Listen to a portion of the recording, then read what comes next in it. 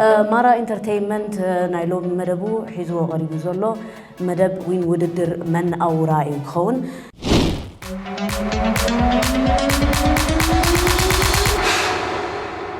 أوه تعتتي ملختي نوصل نديجن وحلا ما تصبغ مالدي ها سعرين كانت حاسبك رب انت حجزنا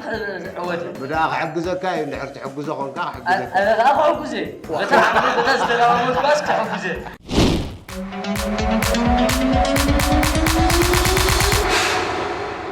إرسا قالوا يلاكي داي تبليو أرحيو خيري أي من مسني بليو إزي سباي كونان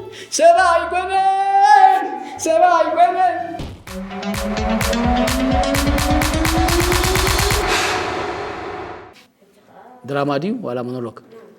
دراما بقيت مديت دراما ويس لا بقيت ما يكون ترى دراما ما تدالي خيري الله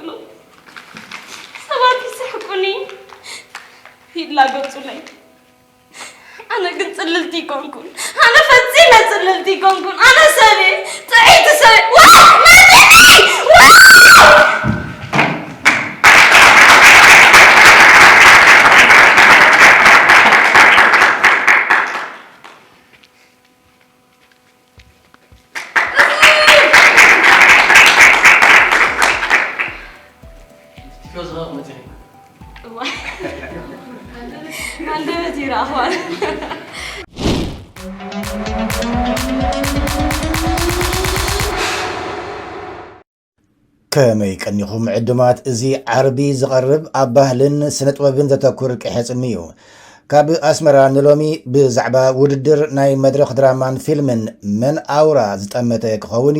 ብደረጃ ሃገር ናይ ፈለማ ዝኾነ ናይ መድረኽ ድራማን ፊልምን ውድድር መን ኣውራ ድሕሪ 6 ኣዋርሕ ቅድሚ ትማሊ ሐሙስ 30 ሰነ ምሸት ኣብ ሲኔማ ኣዝመራ ብዝተኻየደ ሻድሻይ መድረኽ ተዛዚሙሎም ቀንዲ ዕላማ ናይቲ ውድድር ንሓድሽን ተካእን መንእሰያት ተዋሳእቲ ባይታን ምፍጣር ከም ዝኾነ ወደብቲ ናይቲ መደብ ንቪኦኤ ሓቢሮም ኣለዉ ኣብዚ ልዕሊ 100 ተወዳደርቲ ዝተሳተፍሉ ውድድር ንብሉፃት ፍሉይ ሽልማትን ገንዘብን ተዋሂብዎም ኣሎ ይብለና ኣሎ ወኪልና ብርሃነ በርሀ ንከታተሎ ብዓይነቱ ናይ ፈለማ ከም ዝኾነ ዝተገለጸ መን ኣውራ ዝተሰየመ ናይ መድረኽ ድራማን ፊልምን ውድድር ሐሙስ 30 ሰነ ምሸት ኣብ ሲኔማ ኣዝመራ ተዛዚሙ እዚ ንኣስታት 6 ኣዋርሕ ክካየድ ዝጸንሐ ውድድር ብተበገሶ ኣብዚ ዓውዲ ዝነጥፉ ስነ-ጥበበኛታትን ኣብ ሃገር እንግሊዝ ብዝቕመጥ ኣቶ መድሃንን ኩዳ ፕሮዳክሽንን ዝተዳለወ ፍሉይ መደብ ቀንዲ ዕላምኡ ሓደስትን ተካእትን መንእስያት ንምፍራይ ከም ዝኾነ ዳይሬክተር ናይቲ ውድድር ስነ-ጥበበኛ ተኽለፋኑስ ንቪኦኤ ተዛሪቦ ኣመዛዝም 2021 ጀሚሩ ዓላማታቱ ከዓ እዚ ኣብ ታሕቲ ተደጊሉ ዘሎ ብቕዓት ከሎ ወይ ድሌት ከሎ ፈቲሽካ ንምርካብ ዝዓለመ ኮይኑ ንታሕቲ ወሪድና ክንፍትሾም ስለ ዘለና እዩ ነዚ መደብ ከነዳልዎ ተበጊስና ዓላምኡ ከዓ ሓድሽ ተዋሳኢ ነቶም ዓበይቲ ተዋሳእቲ ተካእት ንኽንረክብ ዝገበርናዮ መደብ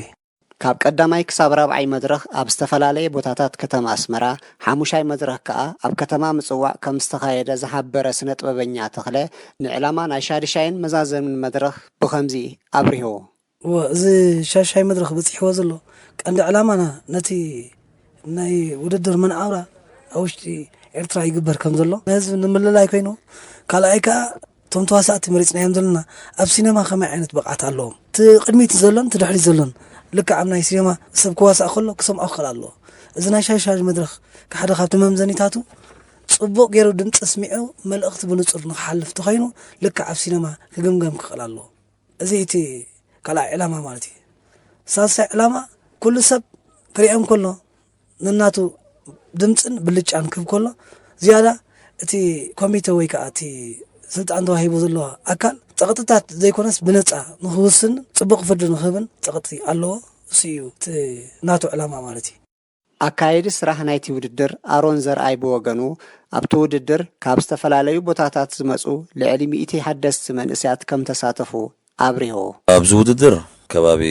ናብ 100 ገለን እዮም ግን ቶም ጽፉፋት ኣብ መጨረሻ በቲ መዝገብ ከም ዝረኣናዮ 100 ተጻሪዮም ማለት እዩ ካብ 100 ዝተጻረዩ ከዓ በብመድረኹ ክካየድ ጸኒሑ ብነፃ ዝኾነ ይኹን ክፍሊት ዘይብሉ ምዝገባ ኢና ጀሚርና እዞም 100 ዝረኣናዮም ግን እቶም ልዕሊ ዝበዝሑ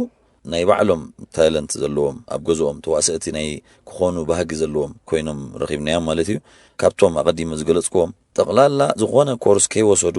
ተዋሳእቲ ናይ ምዃን ባህጊ ዝነበሮም ሰባት መፅኦም ሪናዮም ዓቕሚ ከም ዘለዎም ይርዳእካ ልክዕ ኣብቲ ተወዳዳርነት ክመፁ ይክእሉን ይኾኑ ግን ዓቕሞም ባይታ ኣብ ምርካብ ካልእ ሰባት ክኾኑ ከም ዝኽእሉ በዚ ኣጋጣሚ ክሕብር ይፈቱ ማለት እዩ እቲ ሓይሊ እቶም ምኩራት ብዙሕ ኮርሳት ዝወሰዱ ሃማማት ዝውሰድ ኮርሳት ኣሎ ብቤት ጽሕፈት ባህላዊ ጉዳያት ዝውሰድ ኮርሳት ኣሎ ኮሚሽን ባህልን ስፖርትን ዝውሰድ ኮርሳት ኣሎ ኣብዚኣቶም ብዙሕ ተመክሮ ዝወሰዱ ከዓ መፅኦም ዝሃብዎም ኮርሳት ውፅኢቱ ከዓ ርኢናዮስ ድሮ ኸማን እቶም ዝበዝሑ ኣብኡ ኣብ ቅድሚት ዕዉታት ናይ ምዃን ድሌታትን ድፊኢታትን እንዳተረኣየ ይኸይድ ኣሎ ማለት እዩ ተወዳደርቲ ብወገኖም ናይ መድረኽ ድራማን ፊልምን መን ኣውራ ዓቕሞም ንኽፍትሹን ተመክሮ ንኽቐስሙን ባይታ ከም ዝፈጠረሎም ተዛሪቦም ጅማዓ ዓብዲ ይበሃል ዝመፀ ኩሉ ዓዲ ዞባ ደቡብ ዓዲ ቀይሕ ካብየ መፅየ እዚ ናይ መድረኽ ድራማ ሃንደበት ይበቃ ነይሩ ንዓይ ወላ ሓንቲ ተመክሮ የብለይን ወላ ሓንቲ ትምህርቲ ወሰድኩን ብኽልተ ቋንቋ እየ ተወዳዲረ ብቋንቋ ሳሆን ትግርኛን ኣብዚ ውድድር ብምስታፈይ ኣብ ውሽጢ ዘለኒ ተውህቦን ዓቕመይ ንኽፍትሽ ሓጊዙን ማለት እዩ ብተወሳኺ ድማ ብደያኖስ ተዋሃበና መባእታዊ ስልጠና ንድራማ ዝሕግዝ ተመክሮ ንኽቐስም ሓጊዝኒ ስለዚ እዚ ውድድር እዚ ንመንእስያት ዕድል ዝኸፍት ስለ ዝኾነ ክቐፅል ይላቦ ማለት እዩ ኣብቲ ዓበይቲ ስነ-ጥበበኛታትን ዕዱማትን ኣብ ዝተረኽቡሉ ዝተዛዘመ ውድድር መን ኣውራ ናይ መድረኽ ድራማን ፊልምን ንቐዳሞት 12 ናይ ተሳትፎ ምስክር ወረቐት ንብሉፃት 6 ከዓ ፍሉይ ሽልማት መን ኣውራ ክዕደል ከሎ ካብ ቀዳማይ ክሳብ ሳልሳይ ኮይኖም ዝተዓወቱ ከዓ ናይ 30 20 10,000 نقفان توساخ ገንዘባዊ ሽልማት ተዓዲሉ ሎም ዓመት ዝጀመረ ውድድር ናይ መድረኽ ድራማን ፊልምን መን አውራ ብደረጃ አፍሪቃ ንምዕባዩ ራእይ ሒዙ ዝተበገሰ ከም ዝኾነ ዝሓበሩ ወደብቲ ናይቲ መደብ ዓመታዊ ንኻልኦት ዓውድታት ስነ ጥበብ ሓቂፉ ከም ዝቐጽል ጠቂሶም ንቐጻልነትን ዕቤትን ናይዚ ውድድር ኣብ ውሽጥን ወፃእን ዝርከቡ ቅዱሳት ክሳተፉ ጸዊዖም